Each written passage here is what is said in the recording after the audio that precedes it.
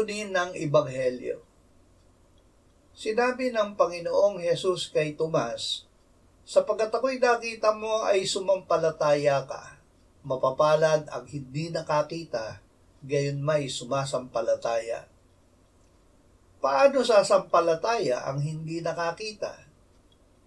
Marami pang himala na ginawa ang Panginoong Hesus, ngunit hindi isinulat ng mga alagad.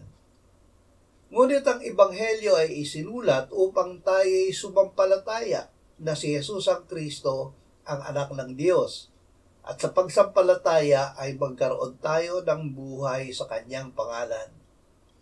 Ang sumusunod kay Jesus ay namumuhay sa pamamagitan ng pananampalataya, hindi sa pamamagitan ng paningin.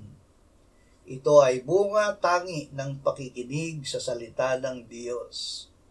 Nabubuhay na tayo, ika'y